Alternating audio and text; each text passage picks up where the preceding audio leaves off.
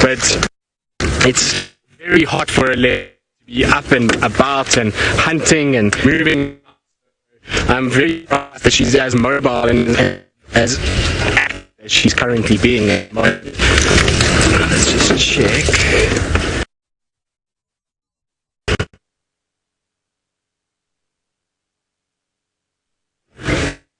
Right, now I believe our picture's breaking up quite badly. Myself and get a better place where we can view Tandy, and while we do that, let's go back to Brent and see where he is and what he's up to.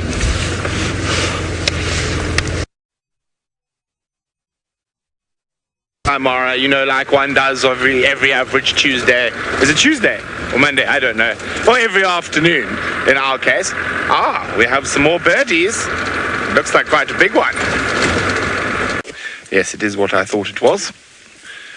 There we go. And have a look there a little bit closer. I was hoping it was something else, but I did think it was a juvenile batelier. There we go, a juvenile bat. You can see there are no feathers down the legs, which means it is one of the snake eagles. Wait, hang on. It's not a juvenile batelier. Are we on full zoom there, Howie? Yeah, I'm going to try and get a bit closer. I think that could be a snake eagle, and that is actually... Remember, that's a really rare bird for the Mara.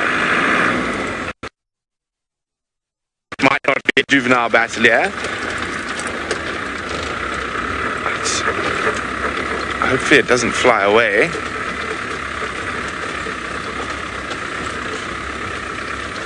Okay, let's try from here quickly. But I thought I saw yellow eyes. Now, yellow eyes is brown snake eagle. I'm now almost certain. Look at that. That is very, very cool. Now, as I said, it is a very common bird back on Djuma, but not at all in the Mara. They do occur here, so they have been recorded here, but not a common bird. The black-breasted snake eagle is the far more common of the black-chested of the two snake eagle species or of the snake eagle species that we see here. We have western banded batelier, brown snake, and black-chested, and black-chested being the most common by a long way. So that is very cool. Brown snake eagle. Woohoo! Yay! That's definitely going to be another one for a lot of bird lists. Now, Connie would like to know, are there other big five birds seen in the Mara? Connie, I'm not sure what you mean by the big five of birds. Or Bustard being the two biggest. And the leopard-faced vultures, if we're going on pure size. Martial eagle. But what you'll find, as I said, with a lot of the really, really rare birds, there'll be endemics or vagrants that wander through. Endemics, completely opposite, vagrants that wander through. Now, there are some very, very cool birds that I still haven't seen in the Mara, but hopefully we will. And the white-throated bee-eater should be arriving soon.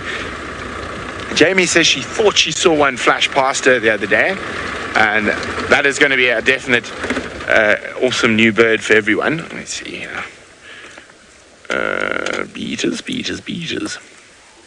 There we go. They're quite a big bee-eater, the white-throated, sorry. So many bee-eaters. Oh, I can't seem to find it. And we're also going to see northern carmines, hopefully. We're right on the edge of the range. So there's the southern carmine that we're all used to seeing back home in southern Africa. But the northern carmine, its head is very different. You see, it's got a completely green head, as rather just a little turquoise crown. Now, again, a little bit further to the west. There we go. That's what I was looking for. White-throated bee-eater. They should be arriving quite shortly. Now, their call is quite similar to European bee-eaters, so every amongst them. Wouldn't that be exciting? Yeah, so very much exciting indeed. Okay, moving on.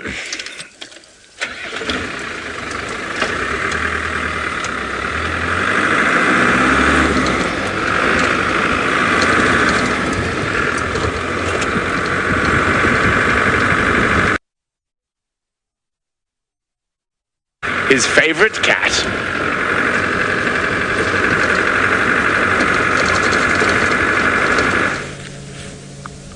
Well, I haven't found any rare birds as Brent Leo Smith, but I'll take a leopard over a bird most afternoons, and so would you. I know you love your birds, but you do love leopards too, and so I'm pretty sure you're a little jealous of Tandy as well. I know Jamie loves Tandy. I'm not sure about Brent. I have never actually asked him how he feels about Tandy. I'm not sure if he actually even likes her, but it doesn't matter. We at least have caught up with her, and she's now resting. You can see she's breathing heavily, and as she gets more, I'm to have been pregnant. She hasn't. But anyway, it's okay. She'll survive, and won't be the first time that she's had a big full belly.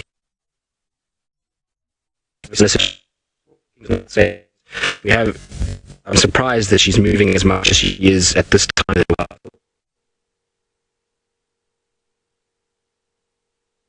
So I think it's going to be much like Osana yesterday. Going to settle, and then she'll start moving when it gets a little bit cooler. Now, Terry, you're asking how old is Tandy? Tandy's 11 years old, so she's an older female. She's the first offspring of Karula. Her and Shadow are littermates, and so those two are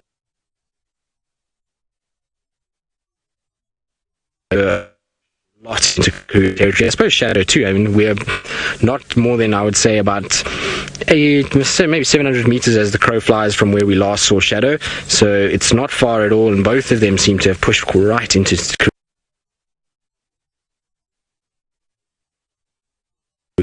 at the end of the day, actually kind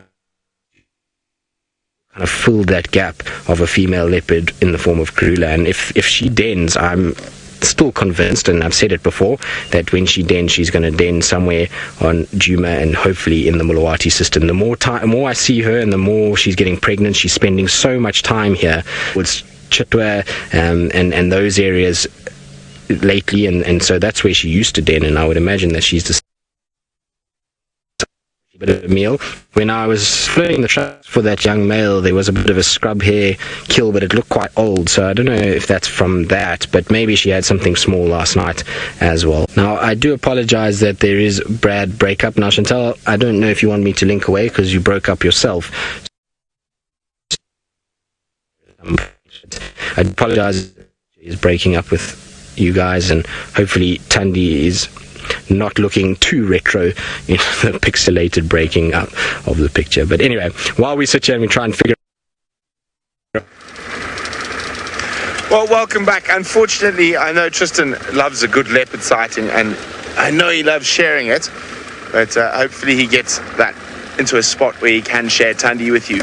In the meantime, we have a black-bellied bustard. And it looks like, there we go.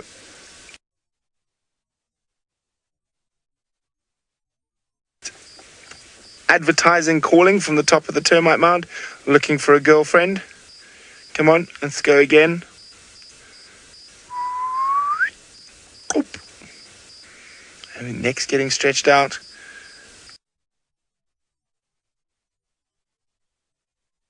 Oh, you got shy now, mister. Don't like being watched while you try attract females.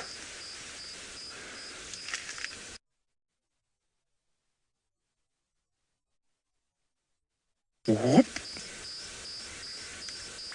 Yep. I love it when they do that. That was quite a nice long release on that black-bellied bustard.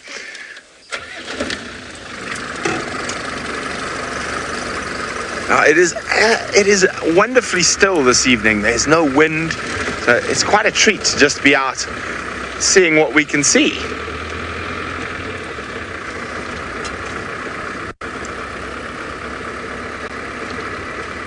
And of course we get some very cool nightjar species here.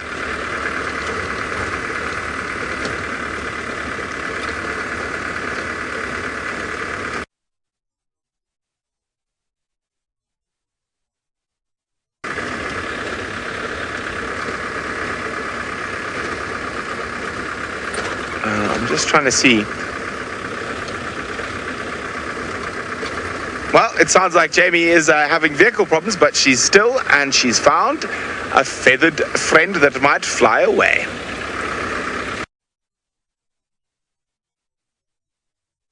And we've got an interesting combination because it looks like we've got three males actually, by the looks of things. This is a white-bellied bustard.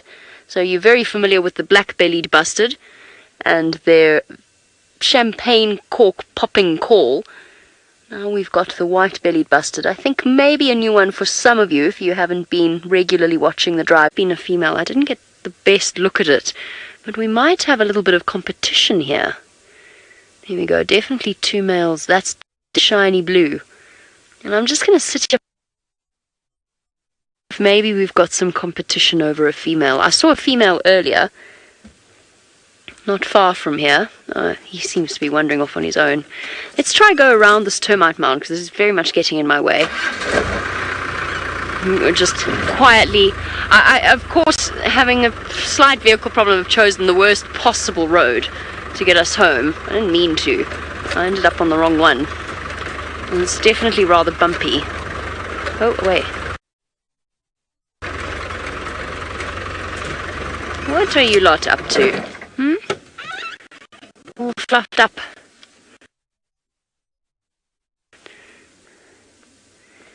It really does look like 3 males to me. No, it's definitely 3 males. One's a bit younger, I think. The one at the back. But I think we've found ourselves in a... I've never seen them in a group of 3 males before.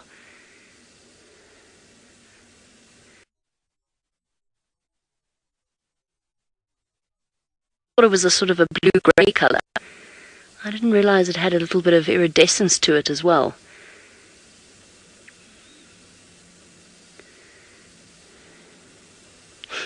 Leading with its head. Where's that other one gone?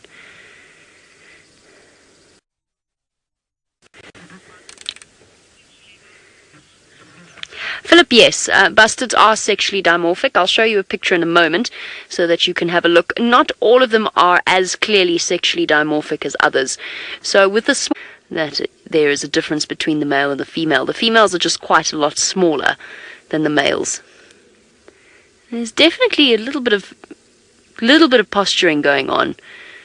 It's not as serious as it could be because I don't think that there's a female next to them, so they're not quite fighting, but there's definitely just a little bit of antagonism between them. They're still feeding, but there's a strange aspect to their behavior.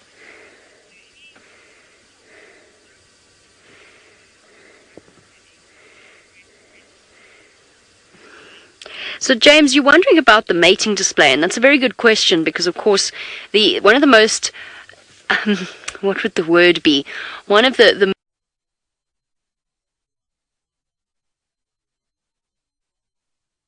males that gives the wings and tumbles out of the sky. And you're wondering if the same sort of displays are done by something like a white-bellied bustard, and the answer is no. They're a bit more subdued in their display. They do have a slight crest, and they puff themselves up, and they make themselves look big and impressive, and he puffs up his throat, but other than that, he doesn't go flying up into the air or do any kind of a dance or anything like that. But they do duet. The males and the females do duet their calls.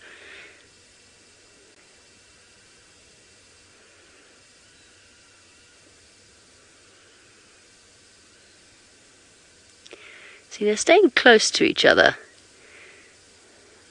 Little bit of competition there between the 2 older ones. I think the one that we saw earlier was just a bit younger.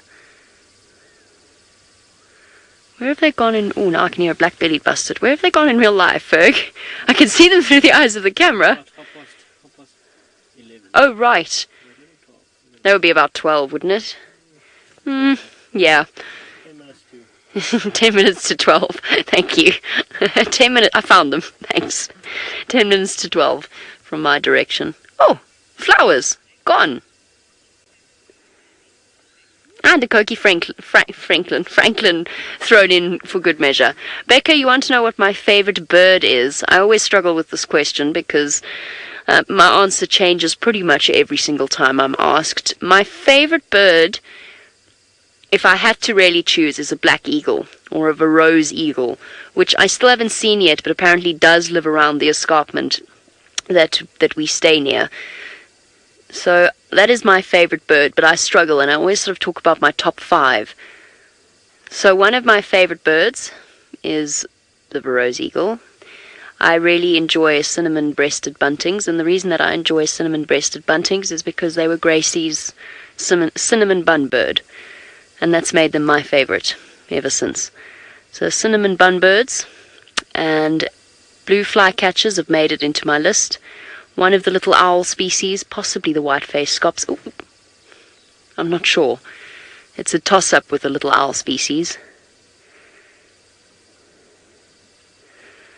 Number 5.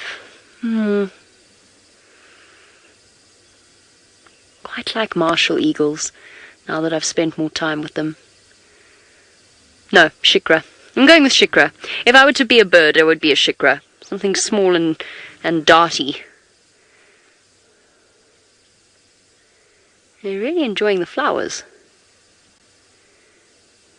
Becca, what's your favorite bird? I would love to know. I think I can tell you what his favorite bird is. Oh, favorite, that is such a tough question. I've got so many favorite birds. Shikra's a good one. Jamie's favorite. It's a very pretty little raptor. Oh no, this is a difficult one. I'd say,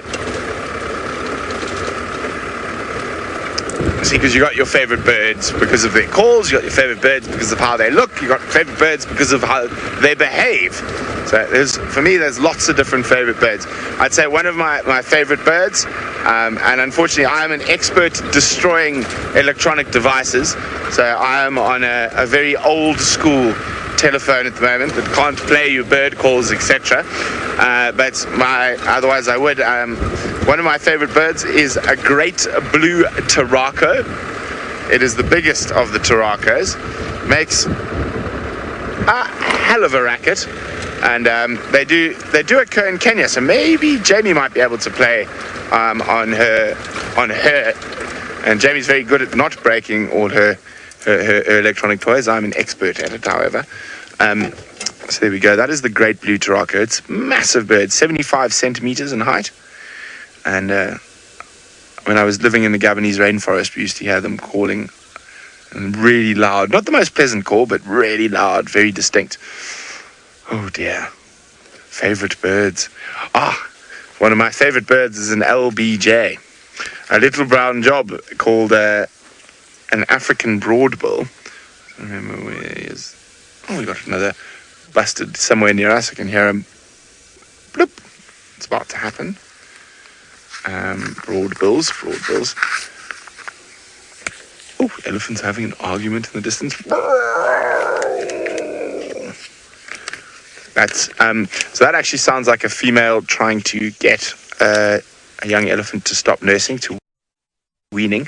So there was that incredible study done with the different sounds. More milk for you, little man or little lady.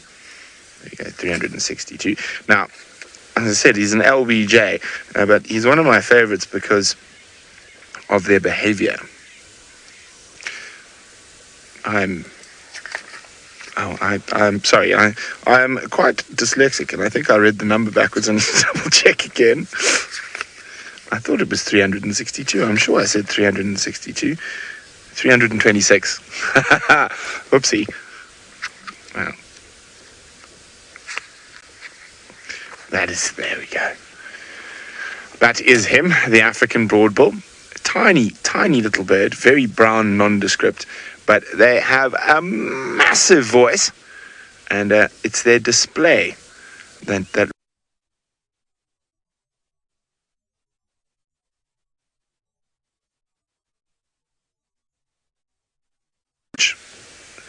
he'll sit on a branch here, and the female will be frolicking about somewhere, and he'll sit on the branch, and I'll try to do my best impression of an African broadbill call, but he goes, flies around the branch and lands in the same part, going another one of my favorites. And when I was living in Tanzania, I actually had a pair that lived around my tent. So every morning I woke up to this as he was trying to impress the girlfriend. And even once he's caught the girlfriend, he does it every morning just to keep her happy. So quite a nice one, the African boardbull. Oh, I'm trying to think. One of my other favorite birds, because of their calls, is the Verreaux's eagle owl. And especially in the early morning, mist around stuff, you just hear this ooh, ooh, ooh. Oh, who's one? Livingston's flycatcher is another one. Boehm's bee-eaters. Boehm's bee-eaters actually is quite a cool story. Now, Boehm's bee-eaters was one of those nemesis birds I hunted for a long time.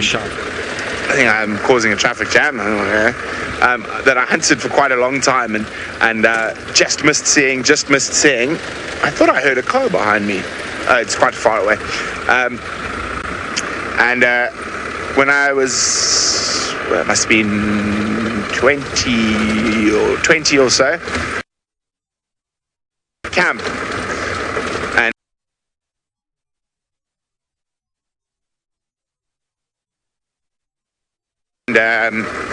up in the Kafui area, and that one day, and then the next day I went there in the morning to go have a look and plan what we were going to do the next day in terms of work. And the Boehm's bee-eaters, over the 3 days we had been digging the trench, I had seen them by this stage, but because they took me such a long time to see for the first time, they're quite a special bird for me. And they had actually burrowed, because they burrow like most bee-eaters into nests, but because we had dug down, they had burrowed into the sidewall of this trench we were digging to lay a pipe, and started nesting in there. And I was not very popular because I made that section of the trench, I made us dig another trench around it. And when you dig trenches out in the bush, you got to make sure they're pretty much waist deep for me, so deep enough that the elephants don't keep pulling your blooming pipes out all the time. But yeah, Boehm's bee-eaters. Another very beautiful bird.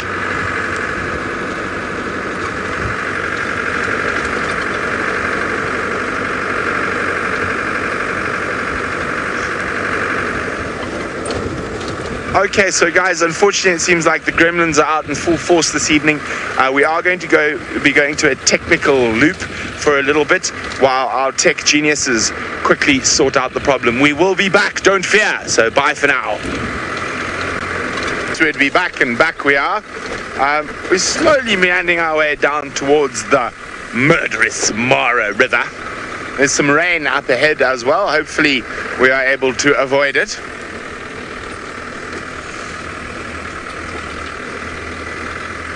I must say, it is an incredibly pleasant evening. The temperature is lovely.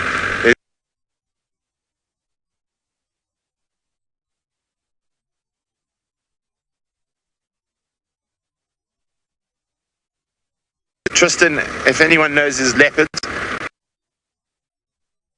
it is Tristan. And very exciting that Tandy is pregnant. That could be great, and I really do hope she dens on Djuma. It would be wonderful to have little bundles of joy bouncing about. And it is going to be Tristan on Djuma.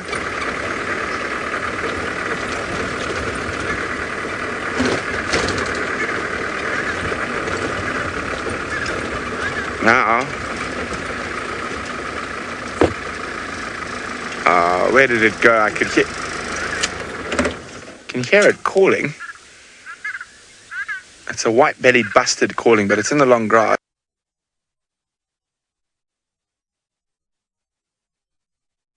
I'm just going to keep quiet.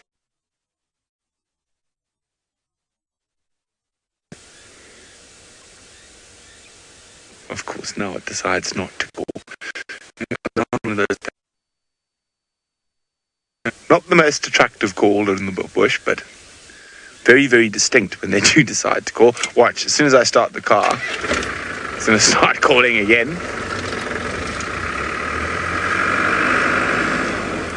Or not.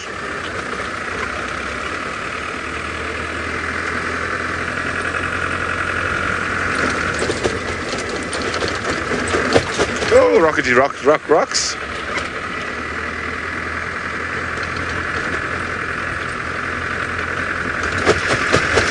Oof, there's a lovely smell in the air, and it is the gardenia trees in flower. Well, I enjoy the sense of the African bush. Let's see how Jamie's limping home in poor Paka.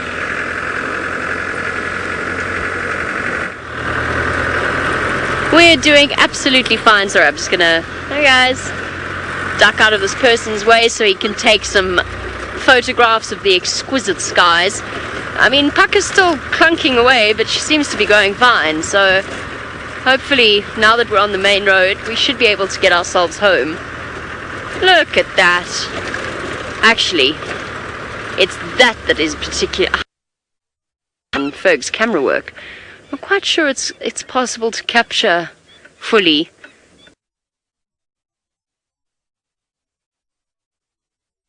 Just how incredible that sky looks now.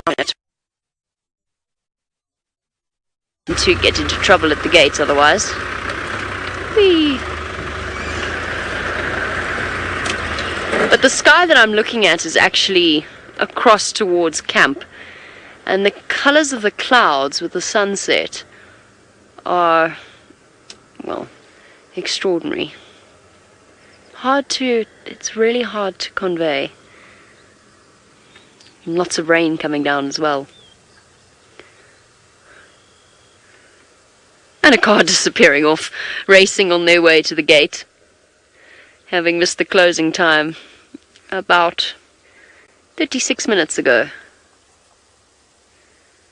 No, that's not true. 6 minutes ago.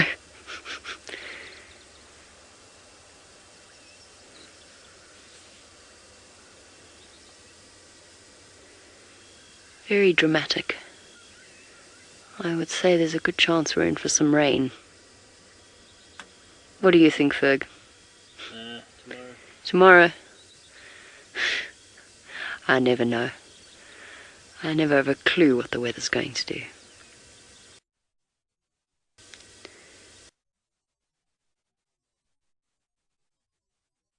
Okay, well, I haven't had a very good luck afternoon in terms of finding animals. Unfortunately, the boys have been doing a far better job. Let's go back across to Tristan and my beloved Tandy. Well, don't worry, Jamie. I'm sure things will get better at some point, and Jamie tends to have lots of luck at the best of times. But you can see Tandy, well, she's just coming past the vehicle. She's decided she's not grumpy with us anymore, and she's now just going to walk right past us and carry on. And she's sniffing around all over the place. I don't know if she's picking up the scent of maybe another leopard that's walked through here, but she's been smelling every blade of grass, every tree that she's gone past. She's done some scent marking. Just interesting behavior to watch her. But she's definitely carrying. The more I see her, the more that is starting to bulge, and the more it looks like she's got little ones on the way. Now, the next question is, how am I going to follow her through this next phase? Because where she's gone now is really not easy at all. I'm going to try and we're going to try and go over here. If you're asking, when do I expect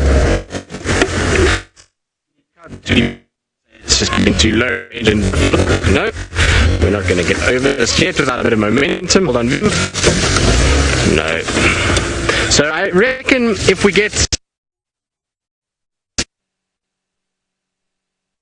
rated with, it was about, I would say, it's been about 8 weeks ago now, I would imagine. So I would say that if she does give birth, it should be around late November, early December, somewhere around there. Maybe, December I would say is when my best guess would be. I think that's when she'd probably give birth. So just in time for Christmas. So some Christmas cubs, isn't that the best thing to hear? So I would really hope that that's when she gives birth, and hopefully it will be somewhere close by. And if it is at Christmas, then that's going to be fantastic, because that's going to mean that what's she stalking now? She seems to have found something else to chase. But if that is at Christmas, it means that we're going to have some little ones running around by January, and hopefully it will be maybe even into February, March, and by the time they're actually moving around with mom, will be perfectly in time for the winter. But she's spotted something. Look, she's gone into a different mode altogether now. Her whole posture has changed. Look how she's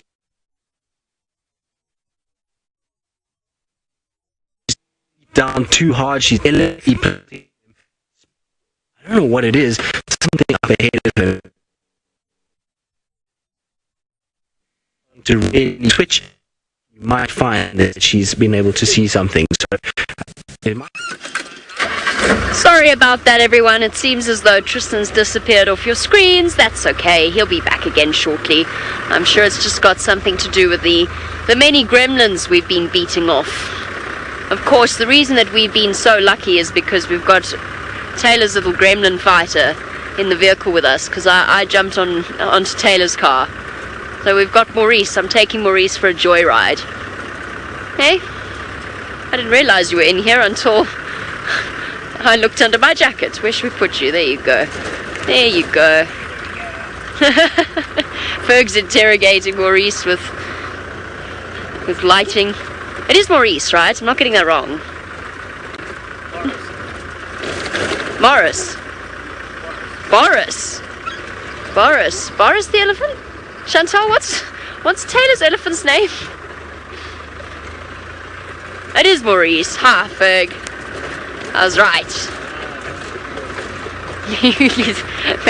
maybe you just think Boris is a better name. I like Maurice. Scars area. I'm having a very close look for him. It's been a while since we last saw him. I assume that's because he's gone wandering off onto the other side of the river. Spend a bit of quality time with the ladies there.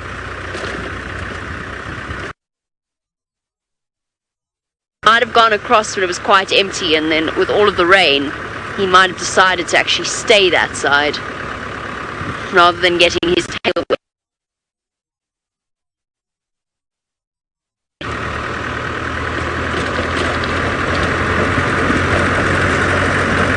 Alright, let's see. Oh. What was that about rain tomorrow? I think I could feel it.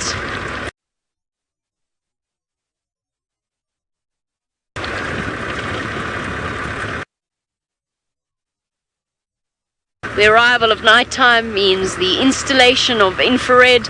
Let's go across to Brent, who has switched across.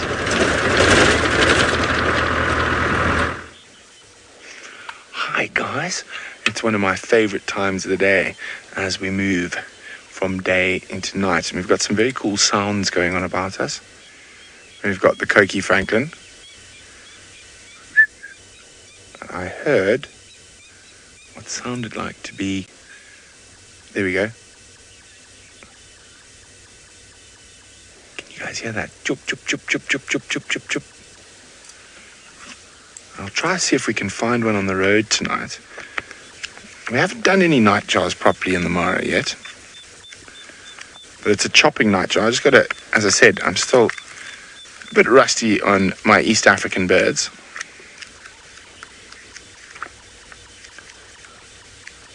And to me it sounds like a freckled. There's one of the chopping. So you got chopping and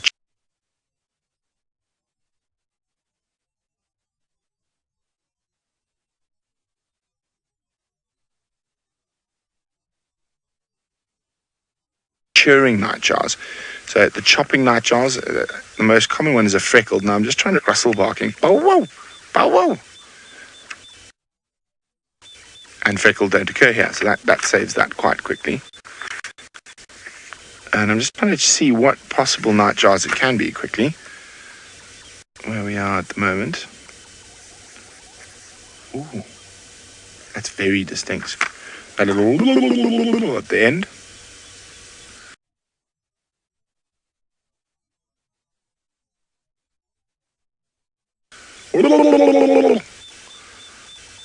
And as I say, but that's like a high-speed, fiery necked and sort of a...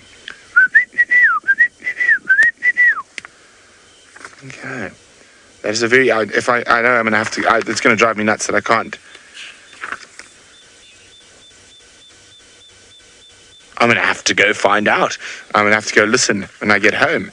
But this is going to drive me absolutely batty till I can. But we do have a school that is joining us now. So we're going to go across to Jamie to say hello to the kids first up.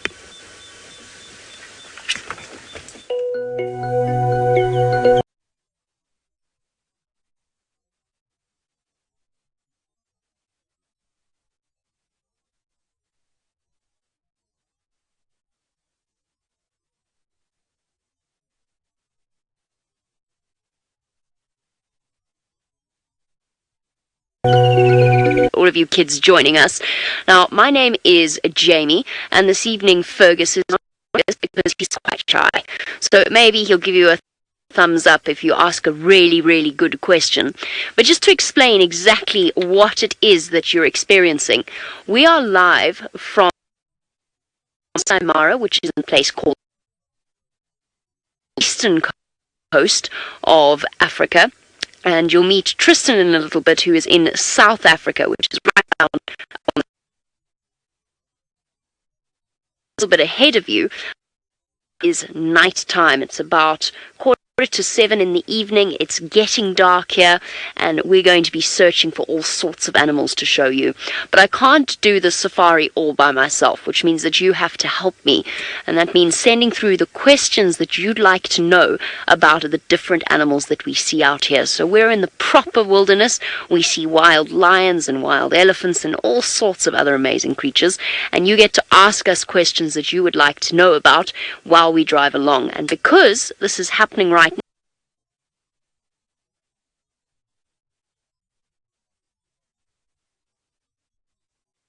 the night.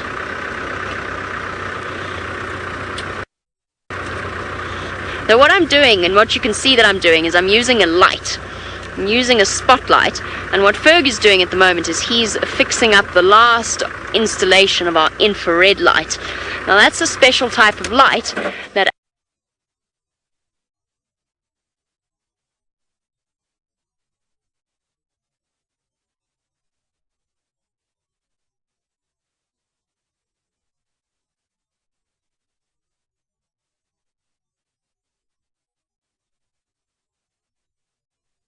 actually allows us to watch the animals without having to shine the light on them. So I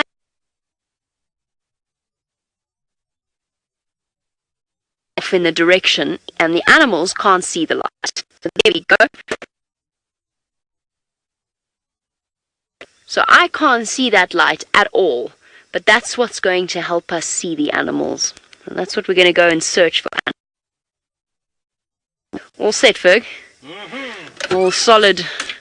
No infrared light's going to come tumbling down.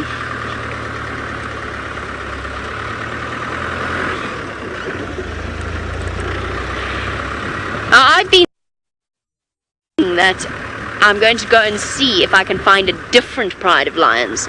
There's a pride of lions called the Angama pride that lives very, very close to our camp. And they spend a lot of time around a certain place. And I'm hoping that maybe tonight we'll get lucky. But because they're wild animals, that means we can't predict exactly where it is they're going to go. And it makes finding them, sometimes it makes finding them hard, sometimes it's easy. Sometimes you just have to be lucky. Alright, fortunately, it's not just me searching for the different animals that you can find. There is another gentleman out here, and he's just dying to say hello to you, so off you go. Hello guys, and welcome to your very own drive. Isn't this exciting? I can't wait to find you lots of animals. You can see I've got my big spotlight out, so I'm looking for the you want to see. What animals do you ask your teacher to let me know, and I'd also want to know all your names. So if you have a question, I'd love to hear from you, and also tell me what animals you want to see tonight in the dark. I think we're going to see hyenas. I'm going to see hyenas. My name is Brent, and I've got Jahawi on camera with me today, and I think we're going to find some hyenas. But let's see what you want to see. Maybe Jamie will get lucky and we'll find the lions she's looking for. But I also think we're going to see a hippo. Maybe a hippo out the water, walking along, waddling along with its fat body.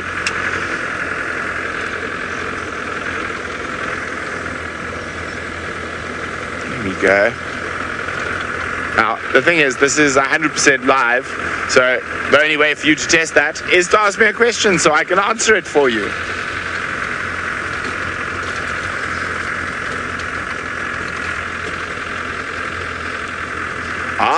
But we've got a friend all the way in South Africa, because Jamie and I are in Kenya, but all the way in South Africa, Tristan is waiting to say hello.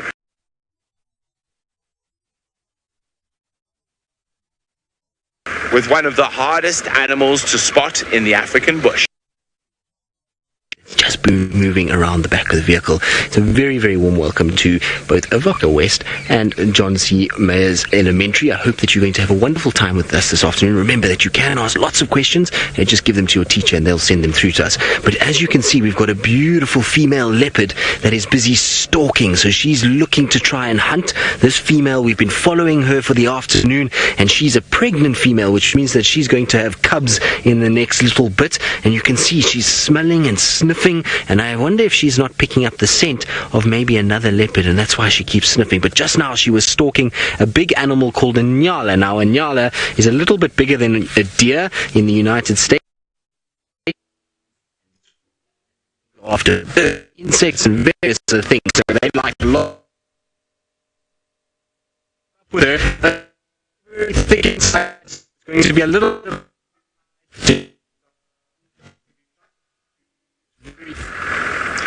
Oh, welcome back. It seems like Tristan's having a bit of problem back in South Africa, so you're back with me in Kenya. And unfortunately, I haven't found anything yet. But I am looking with my big spotlight.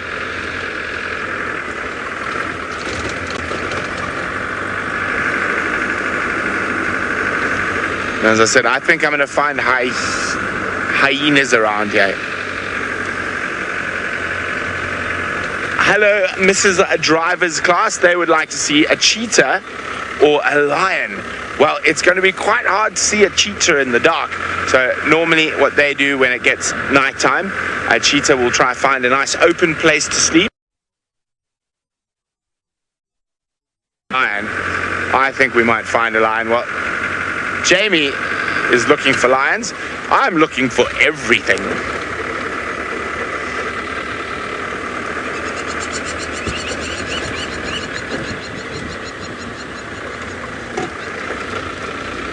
Now, when we will change to infrared light. Now, infrared light, we can't see with our eyes, but the camera can see it, so it can show us what's in the dark, and that's so we don't disturb the animals. So we only use the spotlight to find them, and then we swap to infrared light.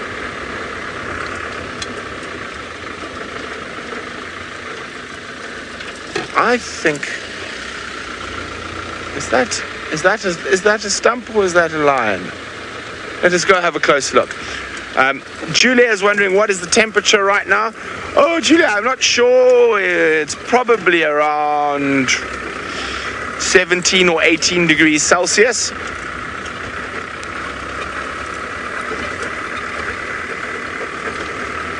Now, I don't ever remember seeing a stump here before.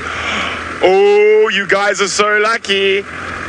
You guys must be the luckiest guys. You wanted to see a lion, and I found a really big male lion. He just popped his head up at the right time that I was able to spot him. I thought it could be a stick in the grass from where I saw him, but this is a very big male lion. Oh, and aren't you lucky?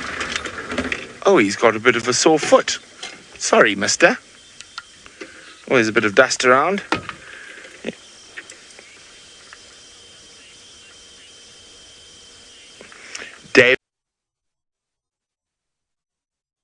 David is wondering, how long does a baby lion stay with its mom? David, a whole life, until the mom dies. A baby boy lion has to leave when he's about 3 or 4 years old. This is a big lion. He's probably around 7 or 8 years old. I think he's been fighting with someone.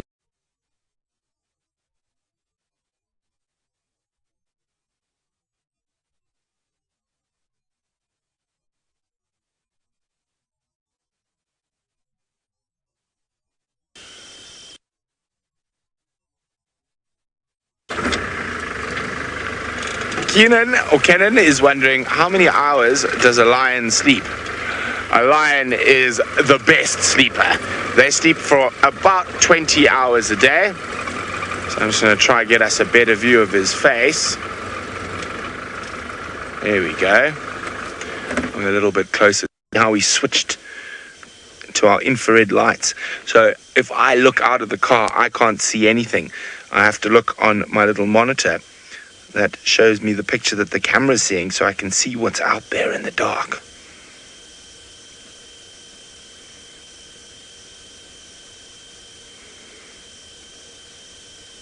Isn't he beautiful?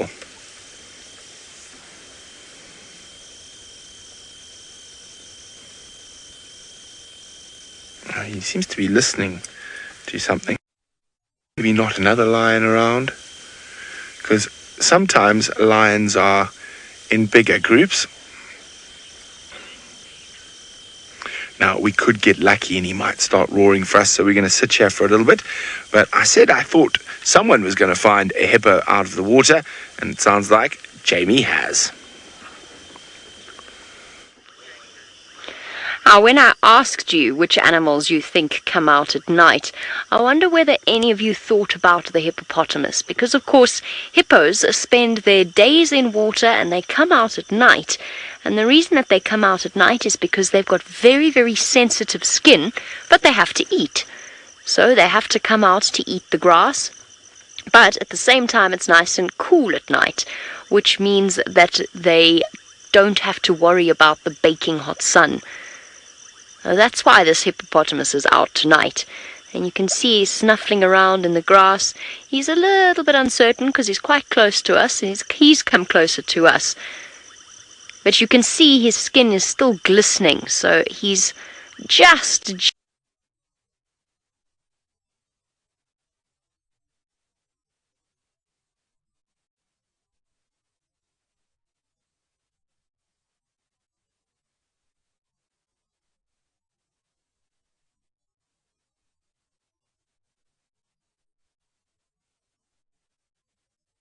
heavier, very heavy. If it is as big and Ferg and the entire car that we're in, so they can be over 1.5 up to even 2 tons. So that's over 4,000 pounds. They're absolutely massive. And the amazing thing about a hippopotamus is that even though it looks like it's got very short, stubby legs and it probably can't run very fast, hippopotamus can run faster than almost all human beings. Now, I don't know how many of you are good at running or if you like running. Even if you are the fastest in your class, you still wouldn't be able to run faster than a hippo. They can move really, really quickly when they want to. Most of the time they don't want to, though, and they stroll along looking for grass to eat, and they mind their own business. Now, you see his flappy tail at the back? Here's a fun fact about hippopotamus. Maybe you know this already. But hippopotamus, when they defecate, when they poo, they scatter their poo using their tails. So when it comes out of their bottoms, they wiggle their tail backwards and forwards really, really fast. And that's the way that they scatter their dung. And for big males, that's actually how they mark their territory. That's how they tell other big male hippos to stay away, that this belongs to them. And the ladies around belong to them. And that's how a hippo mark their territory. And their tails move back and forwards. Really, there we go. You can even see the dung flying away. So it's a little bit gross, isn't it?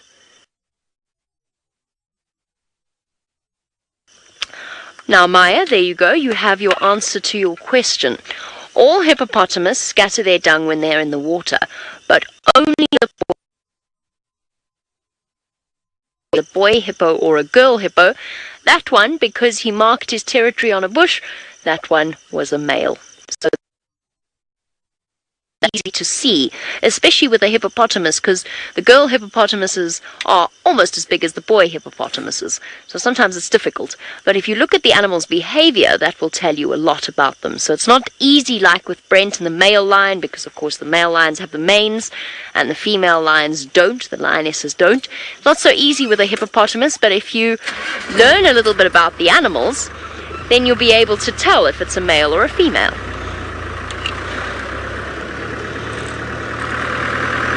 Okay, we found a hippo. Let's go see what else we can find. Now, speaking of big male lions with big fluffy manes, let's go back across to Brent and his lion. Our lion is still sitting in the same spot. He seems to be listening. And when we saw, he had a bit of a sore foot. And normally lions have that from fighting with other lions. So he's probably been fighting with another lion. And lions fight with each other so they can get more girlfriends and have a territory of their own. So sometimes when they come close to the boundaries of those territories, they can have a big fight. And this is quite close to a boundary between two different lions. Oh, man, he looks very tired. He's had a tough day. He's got a sore foot. Shame. Poor lion. I think he's going to snooze for quite a bit longer.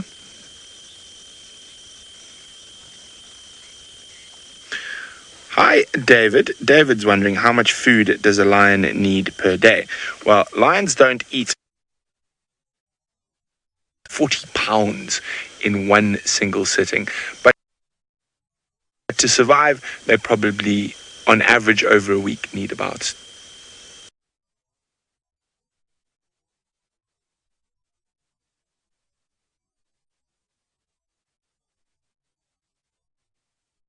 15 pounds of meat.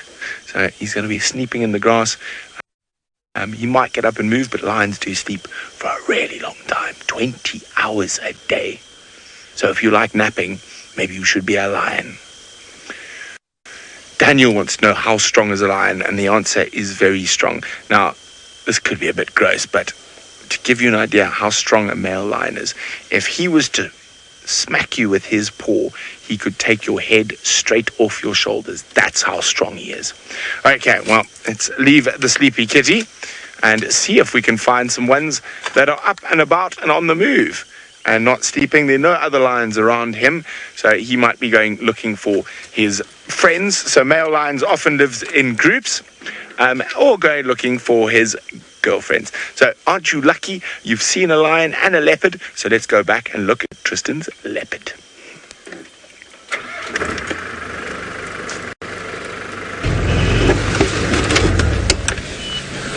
Well, we're still trying to follow this female leopard. She's giving us a hard time because she's moving all over the place at the moment, and she's going into deep, dense thickets. She still seems to be sniffing around and following something. We can't see what it is, but she's still moving through the bushes and watching and sniffing. And you see that tail? When you see a white tip of the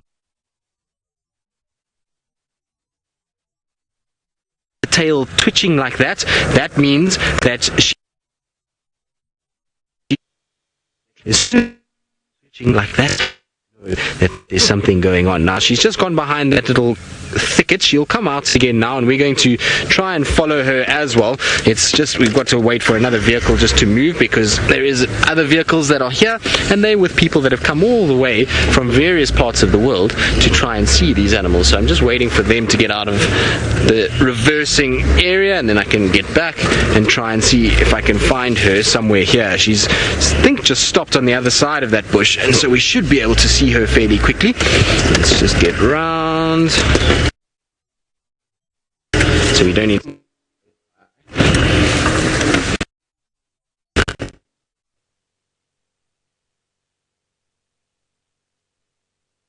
heard what you asked. I just heard Daniel, so I don't know what Daniel's asked. If you can repeat it for me.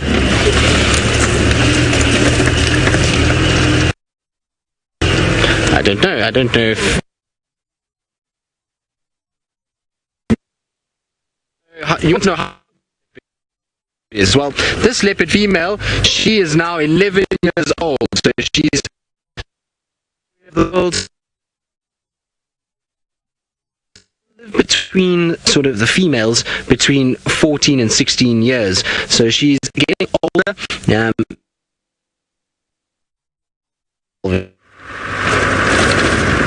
Sorry about that, kids. It seems like Tristan's signal is a little bit shaky. Exactly how this all works. I know we've got some equipment in the back, and it sends out a signal up into the sky somewhere, and sometimes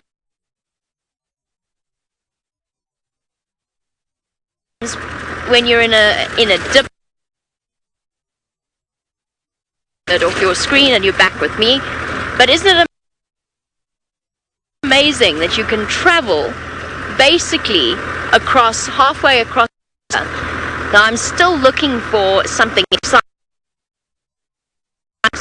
So if you ever want to come and visit the Mara and you come out at night, you've got to be sure that you're not afraid of bugs, because there's lots and lots of them, and they're all flying in our direction as we drive along.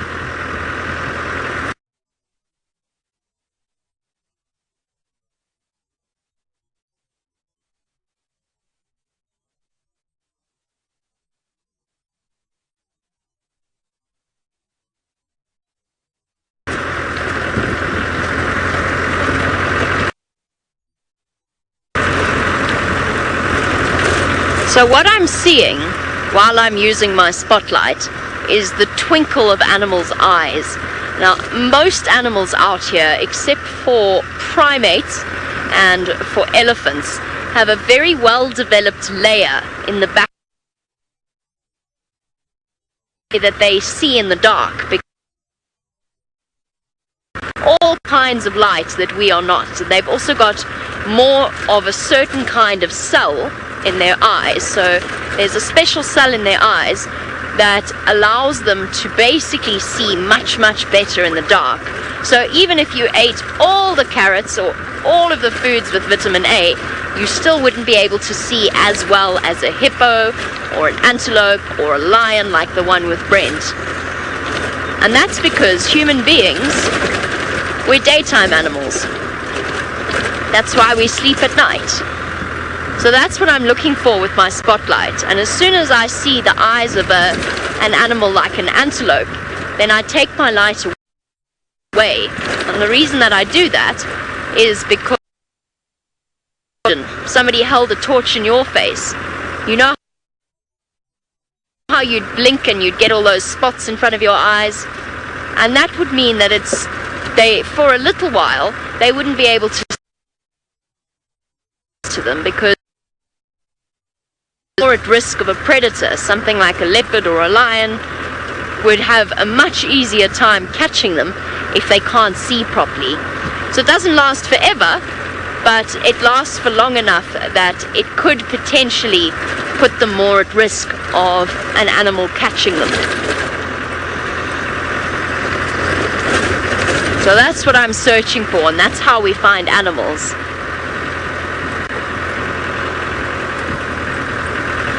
Now, Margot, I started learning about, now I don't know how old you are, I know that we've got a mixture of ages, but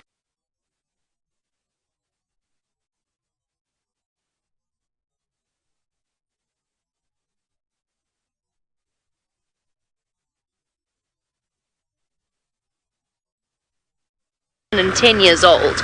I started learning about animals when I was in Africa, so I've spent time with animals since I was a little girl, and the more I spent time with them, the more I wanted to learn about them.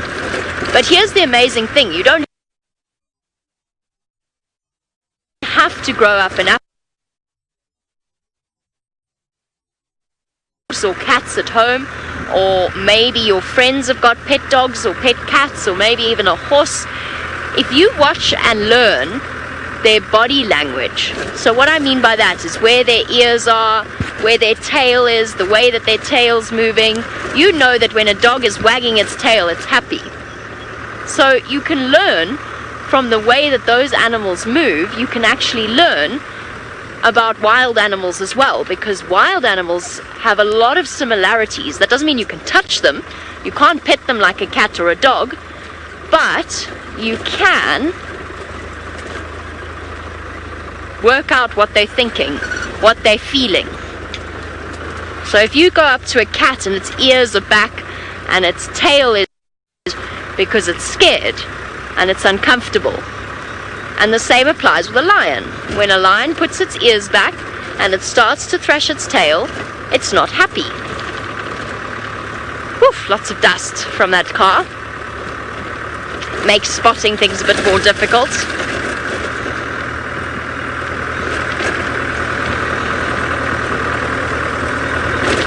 Here's the amazing thing, is that no matter how much I learn about animals, I'll never know everything there is to know. Okay, well, I'm going to go off and search back. Find out from Brent how he learnt about animals.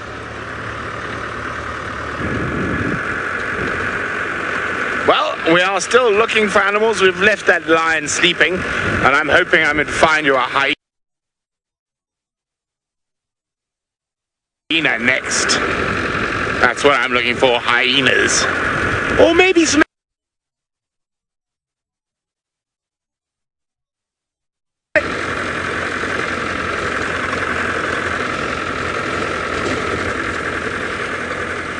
Alessandro would like to know what animals that you are more...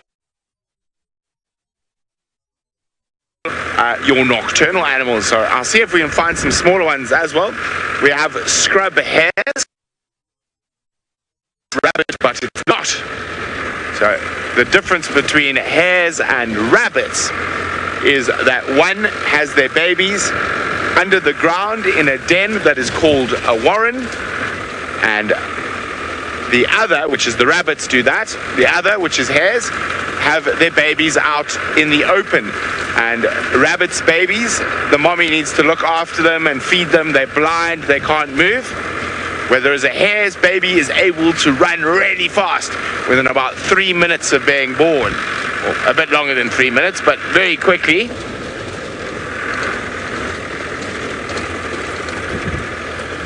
Normally a hare or two around here. We'll have a look as we're driving. I still think I'm going to find a hyena though.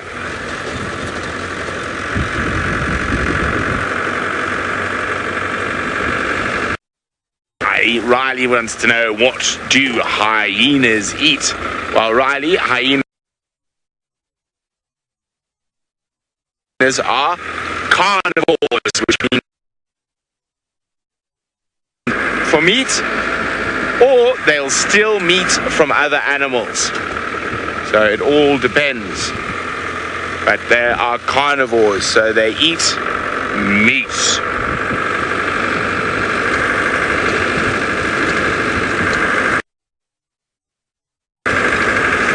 Lauren would like to know, what is the strangest animal we ever see on safari? Now, I wish I had a picture of it. Maybe your teacher can show you. The strangest animal, looking animal at least, that I've seen on safari is an aardvark. Now, aardvark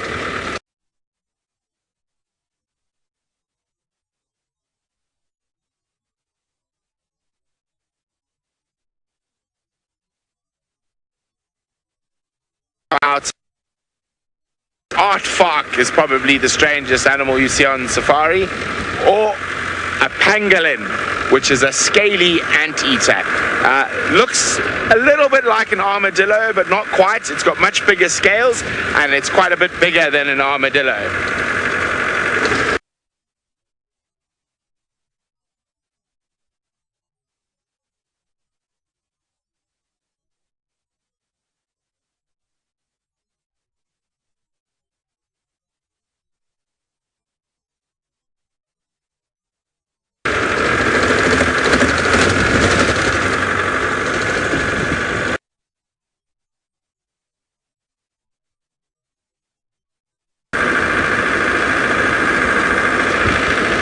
Hi, Jonah. Jonah is wondering, have I lived in Africa my whole life? Jonah, I was born in Africa, and I've lived in Africa my whole life.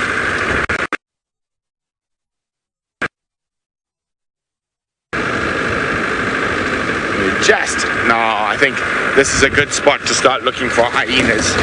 Normally 1 or 2 around here. Now hyenas live in a big family that is called a clan. And the hyenas, the big boss of all the hyenas is always the mom. The oldest, or not necessarily the oldest, but the biggest female is the big boss of the hyenas, which is quite different from most other animals, where it's the daddy who's the big boss. And the female hyenas are actually even bigger than the males.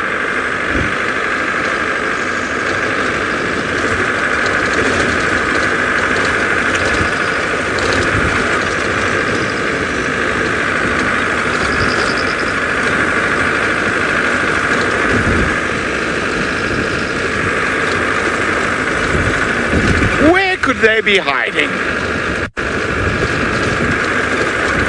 Now the hyenas, or the family of hyenas I'm looking for at the moment, is one of the biggest in this area, and in their one family there are 80 hyenas.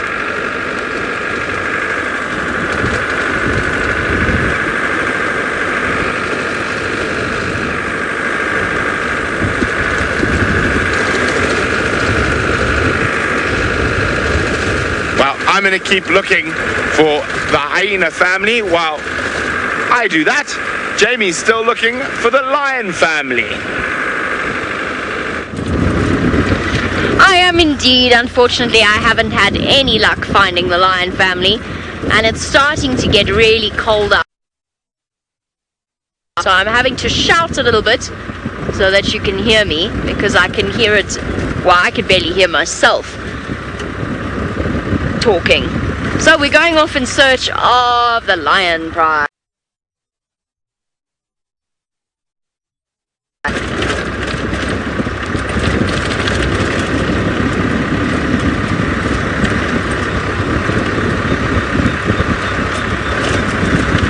Now when you're out looking for animals out here, one of the important things to remember,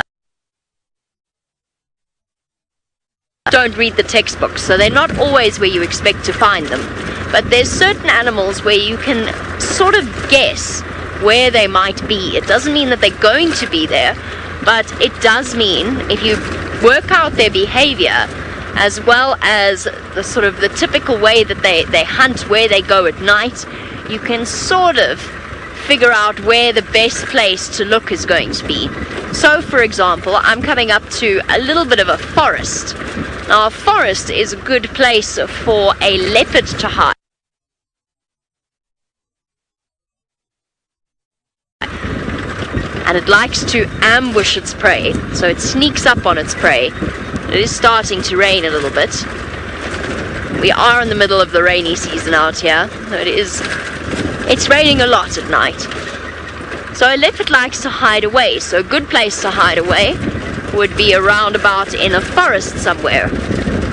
Somewhere hidden in the trees maybe.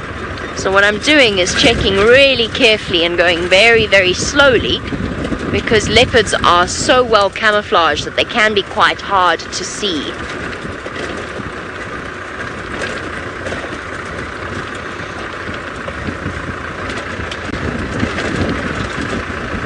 Anybody down there? Nope. Katie, you want to know what I enjoy most about Africa? Africa's a very big place and I haven't been to every part of Africa, but what I really enjoy about South Africa and Kenya is the sense of space and being able to go to really big wilderness areas and spend time with animals. That's my favorite thing to do, even when I'm on holiday. That's what I want to do, even though I do this as a job. So that's the sort of thing that I particularly enjoy about Africa. I also really, really like the people, or at least the people that I've encountered in certain parts of Africa. I'm sorry, I'm going to have to... We need covers. They're starting to blow straight into the camera, so you'll notice already there's a drop on the lens. There we go. Ferg is showing you the rain. Okay, we're going to cover up quickly. We'll catch up with you soon. While we do that, we'll send you over to Brent because it's not very exciting to watch.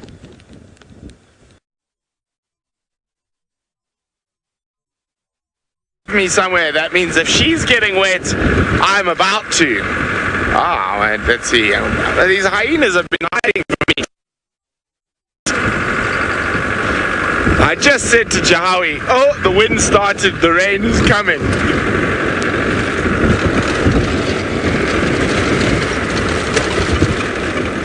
Hi, Eleni. Eleni would like to know, how long do hyenas live? They live to about 15 years old, sometimes a little bit older. You must remember, they'll normally be caught by a lion or another hyena and killed.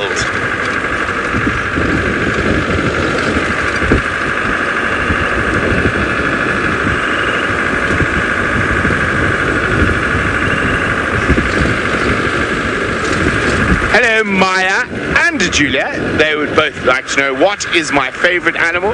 My favorite animal is the African wild dog.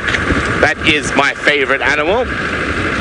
A very, very cool, quite rare and endangered animal, but one of the most interesting to watch. They have very, very complicated family lives, and it's very fascinating to watch them.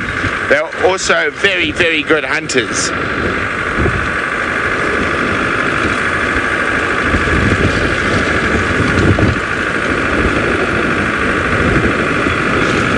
Margot. Margot's wondering, what is the most common animal we see?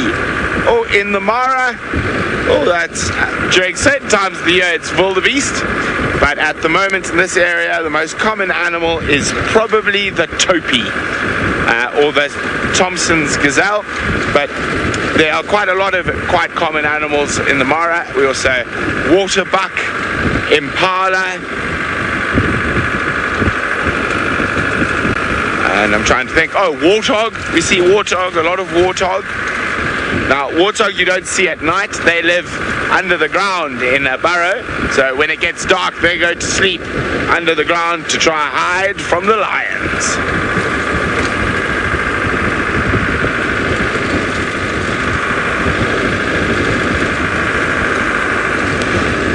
Hi, Alex.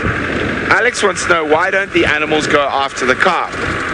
Well, Alex, it's quite a complicated answer. Firstly, the most important thing is it doesn't smell very nice. It smells of diesel and oil and stuff like that.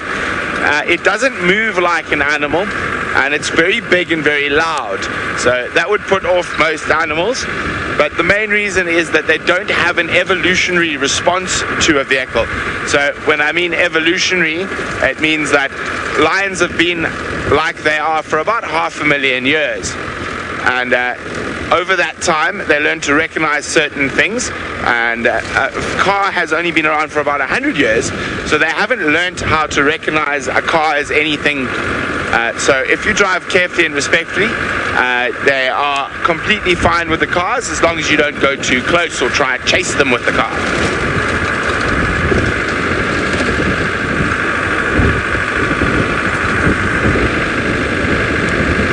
Clark is wondering, why do hyenas come out at night? Well, they normally sleep during the day because it's quite hot and it's cooler at night, so they can move further, and also because their eyesight is better than the other sight, and that enables them to get closer and hunt more easily than they would during the day, where the other animals can spot them from further away.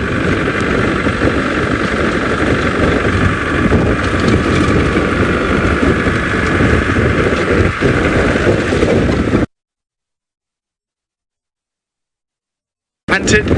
Micah, not all the time. A hyena normally will get killed maybe by a lion. Whoa, that bug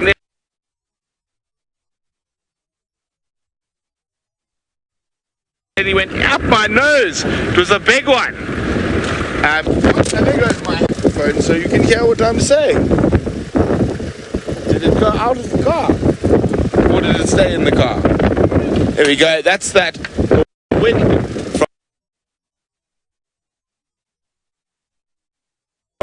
Okay, well, we're gonna possibly have to put our rain covers down as well, like Jamie. So she's done it. Let's go see how her tent car looks. This is what we do when it rains. So it's actually quite cozy in here. This is our tent, so to speak. So we pull the sides down and we've got special cords that we can tie to the rest of the vehicle. So we've got this whole setup, and then we can drive along in the rain and we don't have to get too wet. But we're not really that important. It doesn't really matter if we get wet because human beings are kind of waterproof. It's more important that we keep all of our equipment safe and dry. Whoopsie. There's a frog jumping into the road.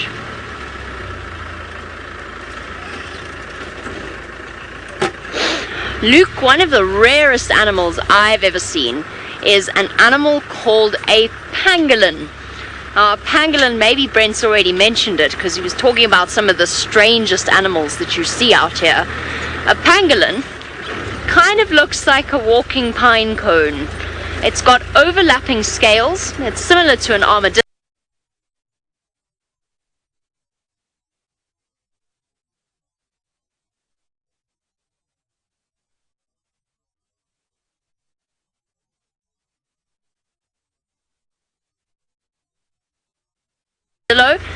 And it eats ants. It eats a very special species of ants.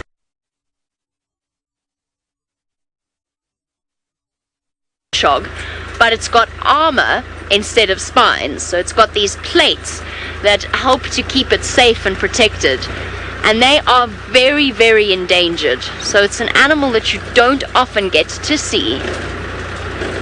The lovely news while we go in the rain, fortunately it's a bit worse where we are, Brent has found you a very special little cat. It is one of the most beautiful cats. Although he's hiding down in the grass, it is called a serval. So it's spotty like a leopard, but much smaller, and it normally eats mice and birds. But it's not liking the strong wind, because it could be accidentally get snuck up upon by a leopard or a lion. Now you see those very big ears. Those are made for listening and hearing insects or rodents in the grass that it can jump upon. I'm really hoping it stands up to show you how beautiful he is, or she is. I can't really see while it's in the grass. So it's quite a lot bigger than a domestic cat. Well, I think it can hear something close by. See how it's using its ears like radar dishes to pick up sounds around, how it moves its ears. So its favorite foods is little mice.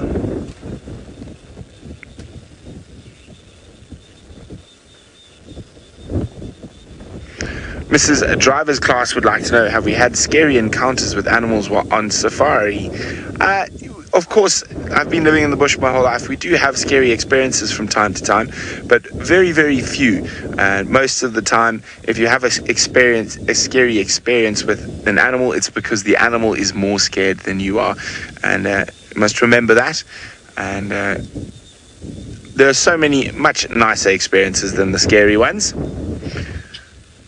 So we have had such fun with you guys while you've been on the safari with us. And of course, we are coming close to the end of your special drive. But I'm just going to say bye from me, Tristan and Jamie. And for the last little bit, we'll keep chatting and have a look at the serval and hope it stands up.